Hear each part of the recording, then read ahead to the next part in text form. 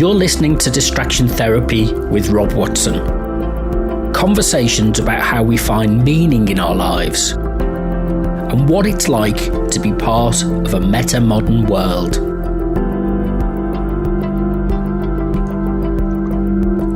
Hello, this is Distraction Therapy with me, Rob Watson, and I'm joined again by Ryan Clayton.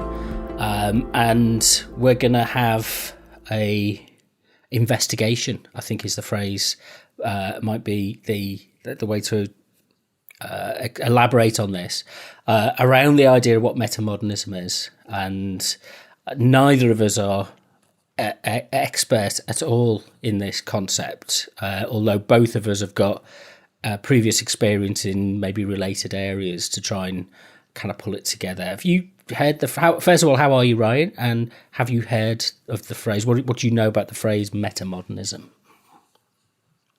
I'm top notch, thank you. And no, I can't say I have heard of the phrase before, at least not until you mentioned it to me a while ago. But my understanding of metamodernism from the kind of philosophical context that I've come from and working it out is it's almost an attempt to rebuild in the face or in the wake of postmodernism. I heard it under almost a sort of I don't know, humorous or jokey term of postmodernism. That was how I was familiar with this kind of concept beforehand. Yeah, I suppose that's kind of my understanding of it. There's a guy who Daniel Gort actually publishes under a pseudonym of Hansi Freinacht. And he's written a couple of books, and I think there's a third one coming out. One's The Listening Society, and it's about the idea of metamodernism. And he has a phrase, it's kind of one of those phrases that sticks in my mind, which is, after the deconstruction must come the reconstruction. And that kind of echoes, I think, what you just said in terms of postmodernism being a state where we're kind of, okay, what do we do next? How are we approaching our lived experience, our culture, our sense of being, or whatever it is, and on what grounds do we do that? And I'm sure anybody listening to this who's got kind of previous experience of this is maybe better informed than I am, and better able to articulate this than maybe it's not something I speak about in public. So it's kind of, I like the phrase, the bit of it that I kind of meta is that you're doing your thinking in public via a podcast. That's kind of very meta in a way. But does that go beyond postmodernism? That self-referentiality, if you like, does that go beyond that? And so what would tip it into the distinction from postmodernism to metamodernism? I mean, I think what would tip it into that distinction of metamodernism is there's almost a, I don't know, when I think of postmodernism, I always think of cynicism and irony, you know, and the idea of doing your thinking in public via a podcast like we're doing now, it's almost like it's a totally, it's an exercise that's devoid of cynicism. It's two people sitting down and saying, well, let's just chat through this and figure this out, and not with a view to tear things down, as postmodernism is often characterized as doing, but in a way to build things up and to, in a sense, I suppose, empower people with that knowledge. Yeah, there's one of the things that's always off-putting is the role of the intellectual, isn't there? The public intellectual who speaks. You look on YouTube these days, and there's thousands of videos of people, you know, Michel Foucault or Noam Chomsky or I don't know. It's just loads of videos of people speaking in public events. They're very erudite and they're very clever. I don't feel clever. Yeah, it's all very off-putting. Yeah, and so this is the, you know, maybe we should establish some kind of ground rules about the. And I always, my one of my favourite phrases about this is lower your expectations. Because you've got to start somewhere, and you've got to pick up based on what you know and what you're familiar with, rather than suddenly waiting for some kind of perfect understanding or perfect answer or perfect formulation to drop into place. And then you are the public intellectual who can stand in front of people and people clap you at public talks and things like that and record your lectures and share them. I kind of, I recognise the level of the vast level of my own incompetence. As we should all strive to do, Rob. It's a good starting point.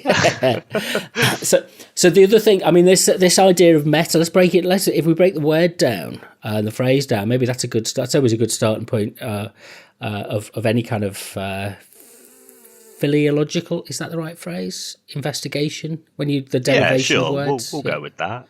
Yeah. So, which is the easiest part? I mean, probably meta, because, I mean, God knows there's all sorts of baggage that comes with the term modernism, which to me is just like, I mean, I understand it in terms of, because I studied philosophy and we studied, metaphysics at one point, is like, it's just beyond, alongside, So I imagine it as a sort of beyond modernism. You've got postmodernism, which acts to tear it down. And then you have to sort of, metamodernism feels like it's stepping beyond that and say, well, what's next? How do we prepare for the future and rebuild these narratives of meaning? And that raises the question, doesn't it? Is there a place to step beyond to? Because traditionally things like metaphysics is the understanding of I'm trying to dredge out my scant understanding, kind of history of philosophy and stuff. Is it's those things which are beyond human experience. But it's the gods, it's the spirits, we've kind of moved. Modernism has redefined what we mean by that point of meta. If you'd have spoken to somebody 400 years ago and talked about metaphysics, they would use a very different definition and sense of experience, whereas we would argue maybe for something, that phrase meta means something different than it has been used in the past. Does that make sense? Yeah, it does. I mean, when I think of metaphysics, I always think of abstract concepts like time and identity, these things that are sort of beyond the physical, but also inform the physical and run alongside them, if you see what I mean. So I feel like when we're talking about metamodernism, it's not necessarily, although I used the word, so it's not necessarily something even beyond modernism, but maybe something that runs parallel to it, that sits on a sturdier ground than modernism did to begin with, something that won't be susceptible to a post-metamodernism. The idea of meta, I mean, that suggests a shift to me in that idea that prior to, say, the modern period, so you kind of looking at about 400 or 500 years, human experience, that meta experience, was ascribed to things like it's called. I was reading it today, the kind of participation mystique, where human experience is not indivisible from the unknown, is characterized by spirits and ghosts and gods, if you like, but then with the kind of Cartesian revolution and Descartes and I suppose then Kant, and you kind of shift, and I mean, and it's illustrated in the work of people like Shakespeare. You shift into a more concept-driven idea of what metamodernism is. So it's as you say, it's time. It's those kind of, they become human concepts of understanding, as opposed to things that are what's the word I'm looking for? That's the right word. Corporeal. The opposite of corporeal. It's the the kind of the corporal experience that we have, and a kind of sense of religious. For me, metaphysics is about religion. Yeah, and I mean it is as well. I suppose you talk about things like God in metaphysics and all sorts, but I just feel like maybe it was because that was what I was interested in when I was studying. When I think of metaphysics, it always comes back to identity and to time, especially seeing as, questions of God when it comes to philosophy are just so unanswerable, totally. I'm a pragmatist, I suppose, because it's either that it's humans who create the discourse and the language and the symbols, if you like, from which we derive our understanding or originate our understanding of the world and our place in it. So I kind of see us as bounded by our finite human capabilities, but that human capability isn't fixed, it changes. So the idea of the meta narrative of change I was reading Erich Neuman's History of Consciousness, which again is a lot of stuff I'm reading at the moment is Jungian informed and Jungian based, but the idea of how we've used our model of consciousness as changes, and actually the evidence of what we see around us in our culture and what's recorded in our history is evidence of changes in the status of our conscious conceptions of the world. But it's like I think Rorty calls it a kind of final vocabulary, and I think Wittgenstein calls it maybe a language game, where it's defined within the terms of the language that you use, but in using the language, you push the terms that you're conceptualizing. So the language creates the concept, and the concept pushes into the language, kind of thing. So what we see is kind of the meta, the phrase meta, and it's emerging in our popular culture at the moment, isn't it? With things like Facebook have changed their name to Meta, and Marvel have moved on to the multiverse, the metaverse, of incorporation of previous rules of the game, if you like. So it's not necessarily, there's no outside points from which you can hook onto, but what you're doing is you're constantly exploring the boundaries of the game, and then when you find and realise the boundaries of that game aren't quite as functional as they might have been for previous generations, you start to create and invent new boundaries and new games and new definitions and a new vocabulary to explain what's happening and what's going on.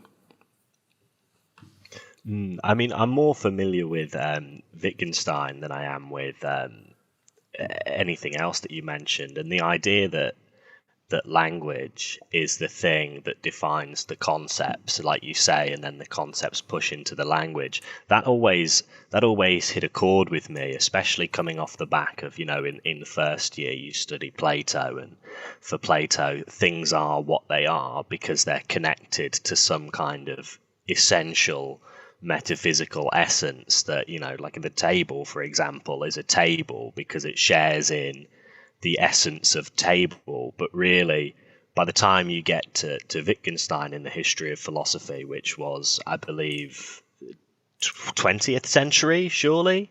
Yeah. A table is just a table because we call it a table.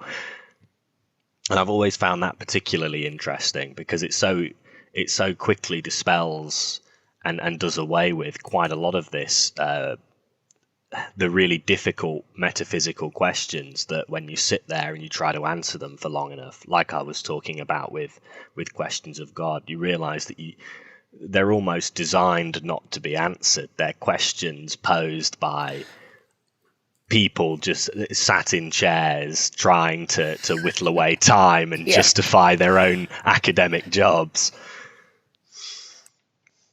There's always something that will twist your mind, twist your melon, whatever the phrase is, which is, do numbers exist, or is mathematics something which creates numbers? Is it the language of the universe is mathematics, or is mathematics what we call mathematics merely because it's the product of human endeavour? It's merely a representation of something that we perceive or conceive of, or kind of bring to mind. But the universe itself doesn't have mathematics at its heart. It's interesting because I remember for a brief period of time I had a lecturer who at one point made it known that he absolutely despised the idea of referring to things as natural laws, because it's almost it's got that relation between our experience and the universe completely ass backwards, because we call them laws, but usually laws are prescriptive things that to say, oh, well, things happen this way because, oh, that's the natural law. But really what it is in our kind of very limited human experience, have had a look at how things worked, described how things worked, and then said, oh, well, that's a law then, isn't it? When really the universe, if you were to take a step back, is just this chaotic mess. And we're just sat there in the corner trying to make sure that we can make sense of it. There's a phrase from Richard Rorty, which is, it's kind of this idea of a vocabulary. And he says, it's kind of whatever bakes your bread. And once the language stops being useful, it shifts and changes. So there's no fixed groundings to... I mean, this is part of what I think the postmodern process outlined, is that meaning is this. Where I differ from postmodernism, I think, is that it's just this floating signifiers that just can be reinvented and reused, and nothing means anything and everything means whatever you want it to mean. I'm being quite kind of polarizing, whatever the phrase is, in putting it that way. But the idea that it's things only exist as signs, and that we're just living in a world that's awash with signs, and that there are no fixed points of meaning. That's a kind of that because the one of the things about the metamodern idea is that there is this thing called the meaning crisis, because we've been dislocated, or we've been we're not on any firm ground anymore.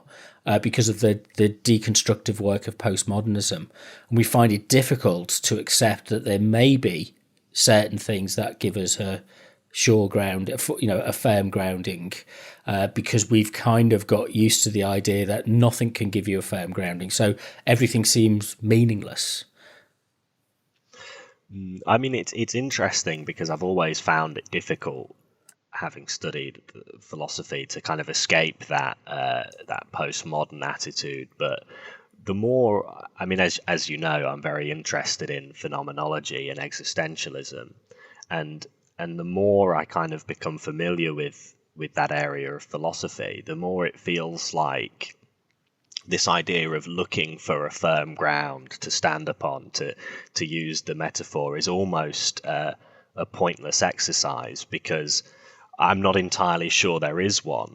But one of the lessons I think that you can take from a phenomenological approach to philosophy and a kind of existentialist outview of the world is that you don't need a firm ground to stand on, because you are the firm ground, if you see what I mean. That kind of the human experience as lived by you and by me is itself so rich and full and grounding that you can abstract and look for things outside of that, but ultimately you're just going to end up continuing down these kind of dead end paths, saying, well, the Platonic model of meaning doesn't work. Moving on, let's have a look at Descartes, and you keep moving on and on through the history of philosophy before you kind of eventually get to Husserl and Heidegger and Sartre, and you realize that you don't need that firm ground to stand on, because when you're living, meaning is so obvious to you, it's immediate. Like you can, to use the example of a loved one, when you look at your partner, the meaning and the love and the care is there immediate for you. You don't need anything outside of the human experience to justify that. And the human expression of that experience. So metaphor itself is, I find I communicate. I'm not a facts-based communicator. I'm terrible with facts. But metaphors, they give me firm understanding. We say, we use this language, and English is a very metaphoric language. It's got lots of analogies and allusions built into everything we do. It's very rich in that respect. It isn't just about naming things. So the two combined, the phenomenological and the expression, we have to do both of those things in order to gain a sense of, to bring about a sense of meaning. Should we play some music? I'm just wondering if my head's going to explode if I can't, but it's this is heavy stuff. Yeah, go for it. Let's take some time to decompress a little, and then afterwards we'll have a look on Twitter while we're listening to a music track, and just type in Metamodernism or Instagram or Twitter or something like that, and we'll just pull some things out and pass some observations about it.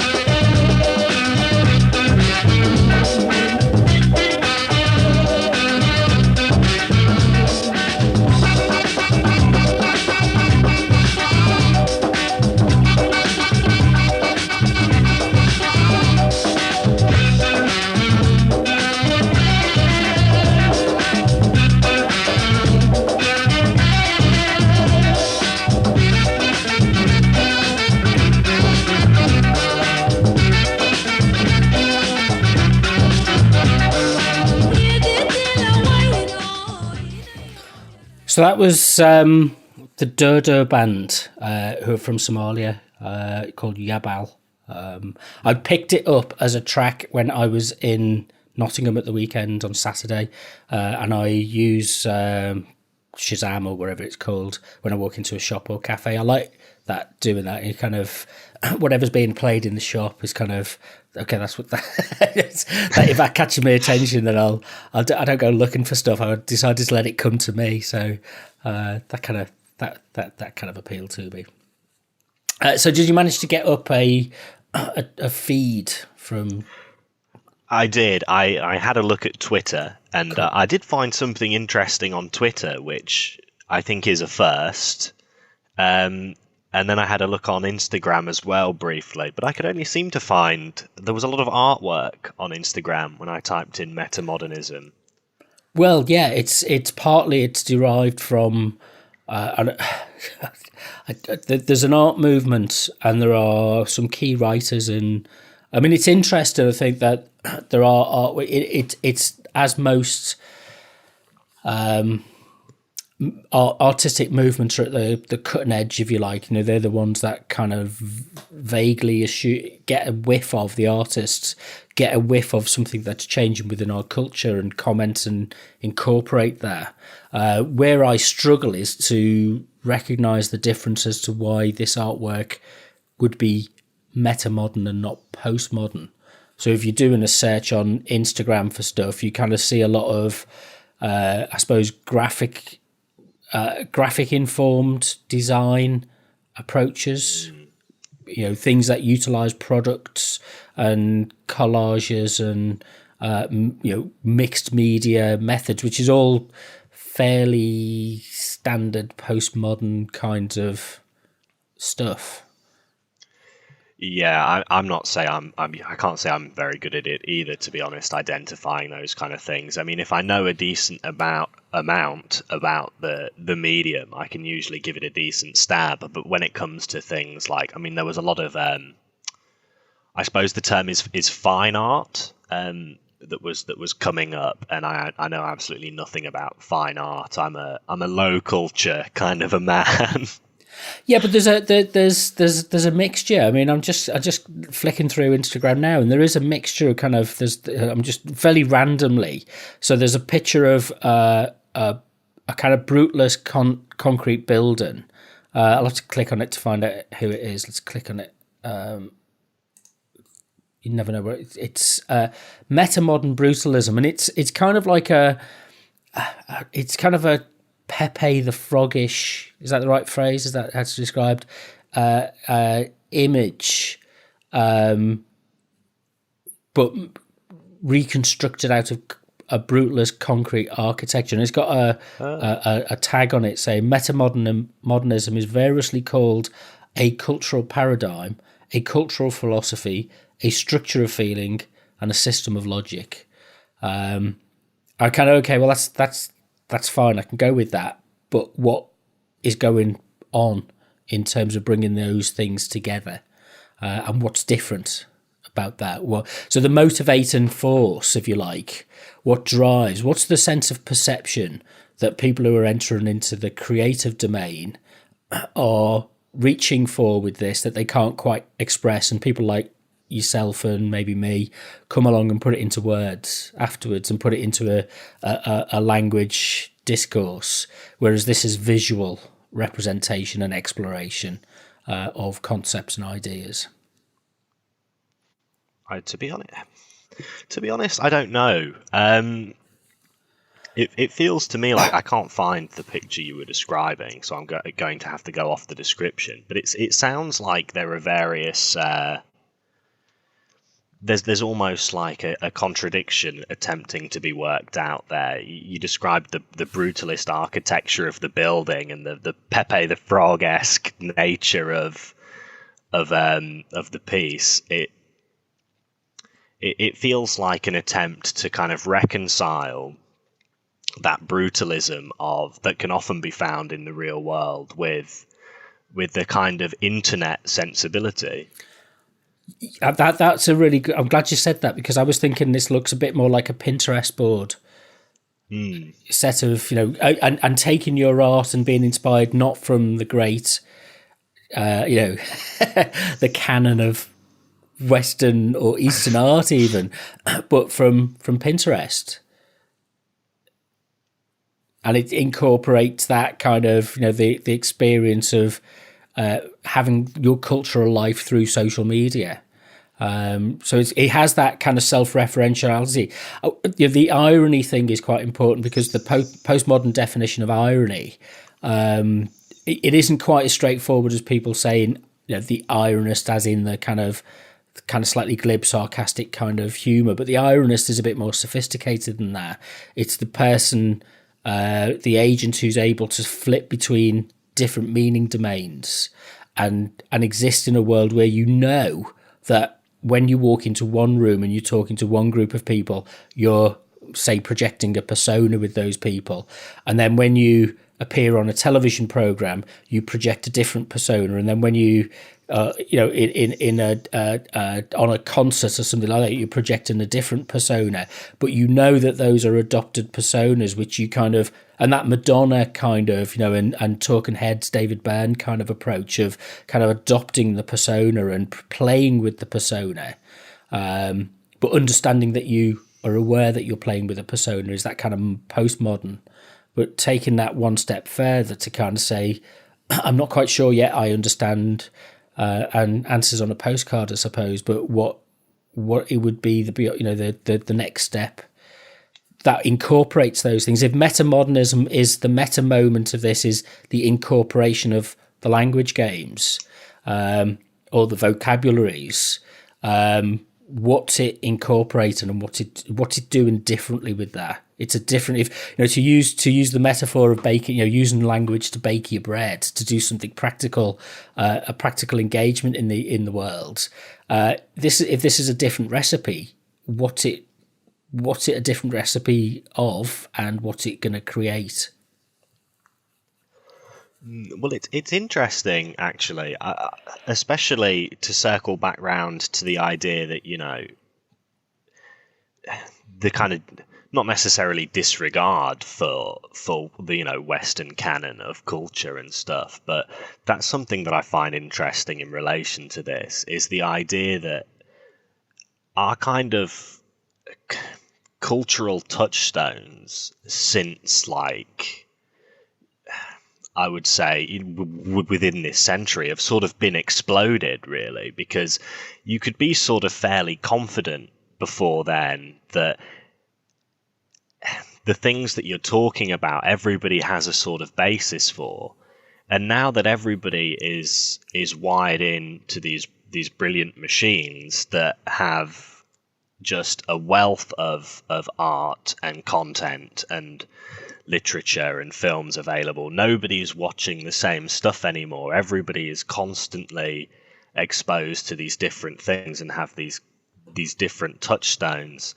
So I'm wondering if maybe an element of metamodernism and that artwork you're talking about is perhaps re-establishing a kind of, finding those elements within the internet that are shared, and maybe reincorporating some kind of a touchstone that people understand, and, as we were talking about, a kind of stable ground to stand upon earlier, giving people a frame of reference to communicate with one another.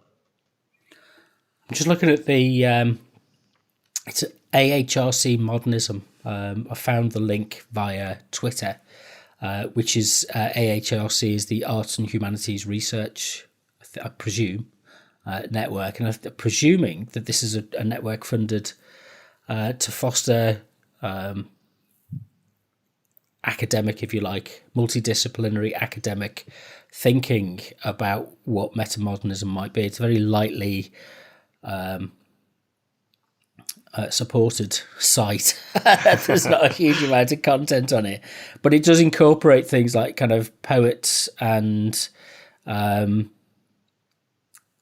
art discussions. There's a leadership award, and there's things going on, and there's conferences being held, but are they, they kind of, so there was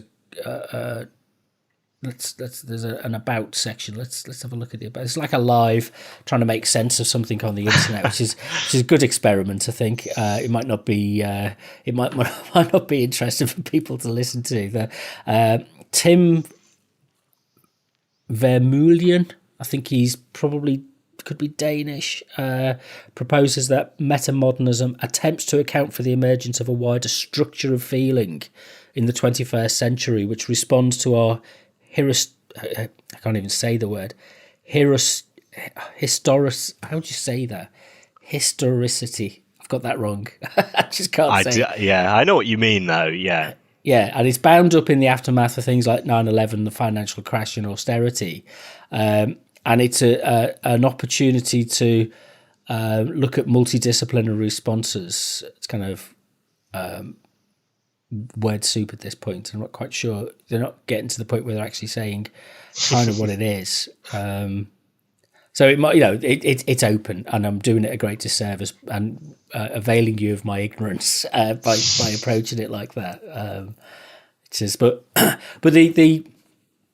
the kind of the incorporation of previous models and previous approaches, and this the phrase structure of feeling. I remember that from Stuart Hall, who's talked about structure of feeling.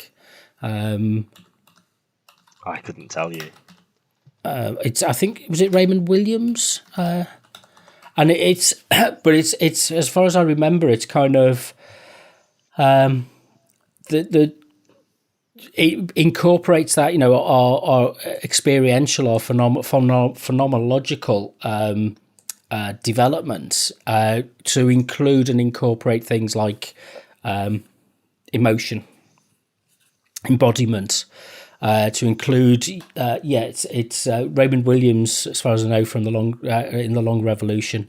I just did a quick Google search for it, and it's different ways of thinking that are vying to emerge at any one time, and it's the gap between, and it comes out of the gap between, if you like, official discourse, policy, and regulations, and the popular response to that official discourse. So the structure of feeling is, if you like, expressed through the culture, and there's often the case that you think of our culture as a thing, not necessarily as a feeling, and how do we introduce an embodied emotionality or mythology or wherever the other elements of our culture have been absent, and it's kind of a return to thinking through what those things might be.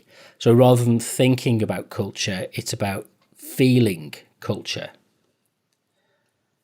That is actually strikes me as something that's very interesting and almost phenomenological, I suppose, to shift the focus from this kind of academic dissection of culture, which has always turned me off a little bit, and to focus on the feeling of something, because I feel like that's at its core. It's what art's for, isn't it? It's not. You're not going to get the most out of, say, I don't know. We were talking about something the other day that you read, a particular novel or something, and you're not going to get the most out of it by sitting there as a sort of detached observer picking the thing apart academically. So it's interesting that one of the characteristics of this movement, as defined on that website, is a reincorporation of feeling. Yeah, there's a statement. Williams uses the term feeling rather than thought to signal that what is at stake may not yet be articulated in a fully worked out form, but rather to be inferred by reading between the lines. If the term is vague, it's because it's used to name something that can really only be regarded as trajectory. It's this later formulation that is most widely known. I'll put the link into the blog post for this. So it's actually just a definition that I googled from oxfordreference.com. And yeah, so that kind of element of incorporation of that feeling, and you've got an indication that something's heading in a direction, but you can't quite make tangible. It's like this conversation. It's like, what's it about? I have no idea. But and some people, I listen to people online, and I watch loads of stuff and podcasts and things, which very many erudite people who can talk for hours and have got that kind of, they're highly verbal, and they go on, and it kind of, they can bring these arguments together, and it just fascinates me that, as if you like, a social process going on, which I can't actually really identify what it is or what it's about, and put it into any kind of. Maybe I need to go away and do some thinking for a couple of years and then come back and have something written up. But at this point, it's not there.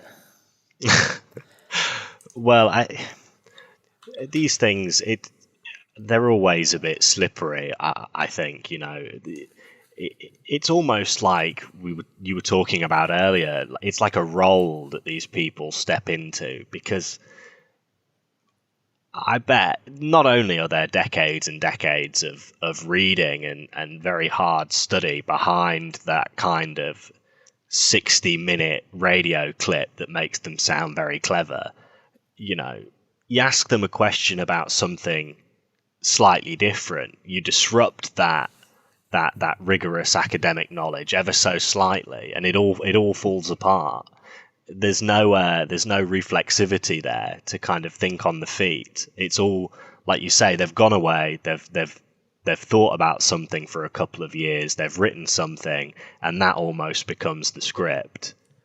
Yeah, and maybe what people like Raymond Williams is talking about is stepping back from that and articulating something which is less precise. I read a good phrase the other day from is it Alfred North Williams, and he said the division is between facts and processes, and one of the things we witnessed with the modern age was the introduction of the idea of a process. So I find things very difficult to deal with in terms of being fully cognizant, if you like, of facts. But I can understand what a process is and how the process that drives something is, but the facts, interest me less. So I kind of starting to realise that one of the things that drives me is the idea of how people find things meaningful, and that either hermeneutical or phenomenological or existential or whatever you want to call it process that is part of what makes things meaningful. But you can't explain what makes things meaningful just by giving people a list of facts. It doesn't work. It has to be embodied in something. And this, as I think about it, the post-truth games of politics at the moment, in terms of the disputation of facts and alternative truths, is kind of opened up by this process. How did we arrange at this point in our popular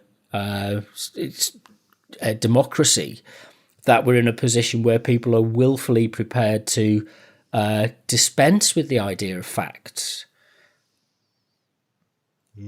But it's interesting you mentioned that process as well, because that was the one thing I found on Twitter that was interesting relating to metamodernism and postmodernism, that I think kind of highlights a need for metamodernism. Is it was from a Twitter account under the name of Alvaro Lopez. It looks to be an excerpt from a book, De Metamodernism, The Future of Theory by Jason Josephine Storm.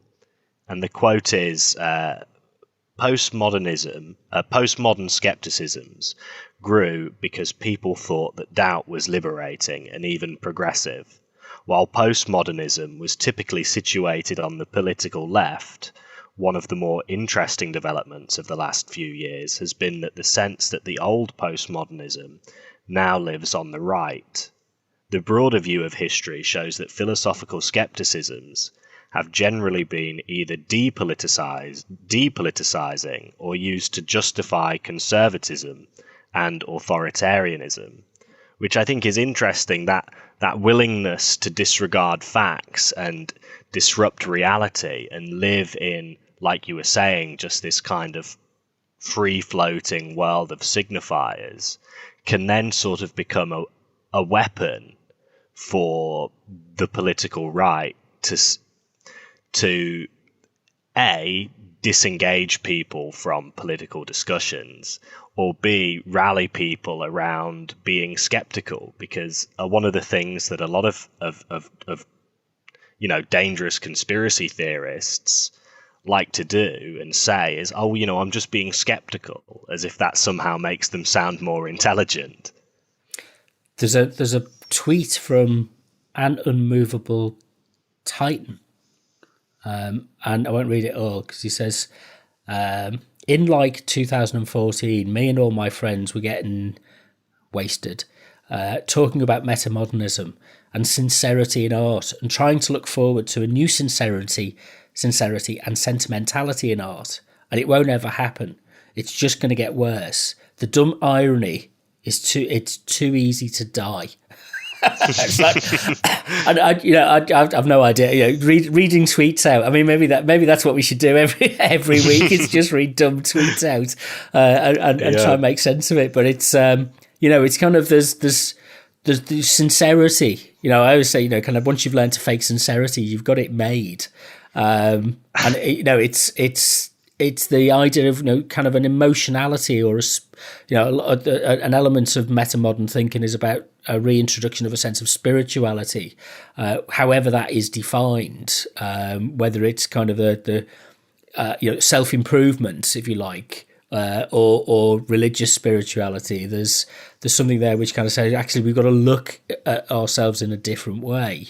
And shift away from the one-sidedness of modernism and shift away from the one-sidedness of postmodernism, trying to incorporate something which is in the centre. I went to see The Matrix Resurrections last night. Oh, yeah. Have you seen it? No. I mean, I've only ever seen the first Matrix movie, and then I sort of said, okay, that's enough. You probably have seen enough. But it was interesting because it was very meta. It was very much an incorporation of itself in a knowing way. I mean, one of the jokes, which doesn't, I suppose, might spoil the joke if you waiting to go and see it, but it's Thomas Anderson, the character Neo Thomas Anderson, played by what's his name, the Canadian guy. The names escape me. I'll come back in a minute. Really famous, like the most famous actor. Keanu Reeves. Keanu Reeves. That's yes. it. And he's playing this game designer who's kind of been lost in this world of reincorporation back into the Matrix, and his boss is this kind of a kind of slightly slimy character, and he says our parent company wants us to go back and revisit the Matrix, because it was in this film it's depicted as a game, and he said they want you to go back to it because they want to produce another series of sequels for it. And I just thought that was very kind of ironic in the sense of the film is made by Warner Brothers, and Lana Wachowski is saying, we're milking this. We're saying that Warner Brothers wants us to milk this. There are elements of it which didn't quite kind of live up to its potential. But it still had some enough interesting ideas there that there was a cafe called Simulate, which I thought was quite funny, and it's that whole thing that the Matrix played around in about the simulacra, the postmodern idea of the simulacra and simulation, but what was it doing with it this time? What was it trying to do? And what it did with it was kind of, to some extent, reincorporate the feminine away from the masculine ideal of the hero, and kind of give play out a feminized view of the hero. I'm talking in symbolic terms of the hero, and literal terms actually. It was just I just found it quite interesting. So maybe worth having a look at, but. I don't know I'll give whether it a you'd watch classify then. that as a meta film. I don't know. I mean, I'd have to see it first. It sounds like there's a lot of meta elements in it, to be fair. Yeah. So why do you think Facebook changed the name to Meta? Why Meta? I don't know. Probably some kind of ego trip, perhaps, on Mark Zuckerberg's behalf. The idea that, well, I suppose Facebook now as a company, not just as the app, because don't they own Instagram as well? Do they own anything else? WhatsApp, yeah. Or WhatsApp, yeah. They are kind of this, I mean, even just Facebook alone is this kind of all-consuming thing that does almost exist in a meta capacity beyond human experience and informing it. It's like if you're not part of Facebook, it's like you've fallen off the grid. You can't contact people you used to know because they're on Facebook, and that's the only way you can get to them. And there's like this shift into this weird parallel reality where nobody can ever contact you. If you unless you have a Facebook account, they're moving big into virtual reality as well. So investing a lot in as the technology becomes more and bandwidth becomes more prevalent, widely available. Then they're moving into that kind of 3-dimensional. I mean, it's been around for eons, ages, hasn't it? The simulated 3-dimensional experience. Yeah. But they're kind of, the technology is starting to be realised now, and it kind of does make me feel like I don't know if I've said this recently or before that I'm one of those people sitting at the side of a field in the early part of the 19th century watching them build a railway line, thinking, why does anybody want to go to Manchester at 30 miles an hour? It's, the book had just finished about Coleridge. He walked everywhere. He'd go to he'd walk from Bristol to it was coaches and walking basically. And if you wanted to get somewhere, it took 4 days. And if you wanted to go and visit friends, it was a 60-mile walk or something, which they'd do in a day, and then stay over for a couple of days. It's we live in a world now where it's like, well, you don't even need to jet around the world anymore. You can just sit and watch everything. That Matrix idea of everything's based around your screen. But I think maybe the metamodernism thing is taking that, well, that there is life beyond the screen. And the person looking at the screen, maybe that Black Mirror idea of is it for, because it reflects back who you are. It actually opens up a space inside, that existential space inside, for you to kind of ask the question, who am I? What is my purpose in this world? Those kind of questions. But cool.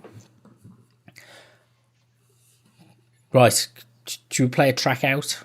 Yeah, go. I don't have anything to say currently, so might as well. That's all right. We'll keep looking. We'll keep investigating it. We'll keep trying to come up with something. I'm sure after doing hundreds and hundreds of these podcasts, we'll make it sound as if we know what we're talking about. But if, encourage anybody to get in contact with us. So what's your Twitter feed is? At Clayton Comics with an X.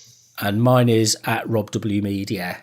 So thanks very much to Sound Art Radio and to Leicester Community Radio as well. And if you want to get the show notes, I listen to many other podcasts where they say show notes. If you want to listen to anything else, it's robwatsonmedia.net. But I will now play a track. 1, 2, 3, 4, 5, 6. Roadrunner, going faster miles an hour. Gonna drive fast and stop and shop with the radio on. I'm in love with Massachusetts and the neon when it's cold outside, and the highway when it's late at night. Got the radio on. I'm like a roadrunner.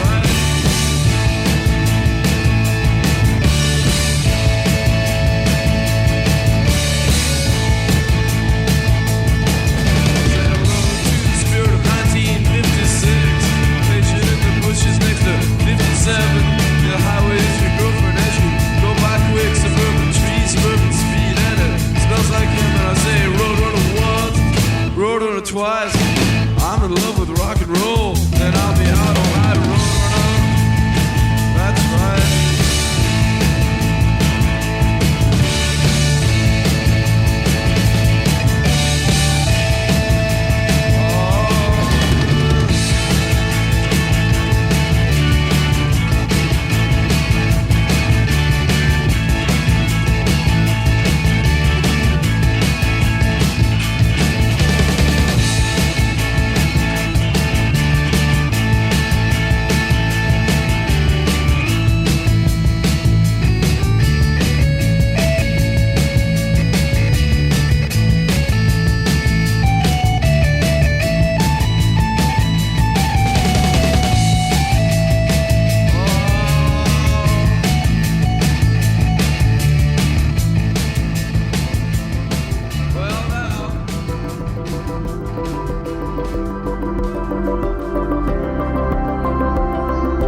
You've been listening to Distraction Therapy with me, Rob Watson. Find out more at robwatsonmedia.net or follow me on Instagram and Twitter at RobWMedia.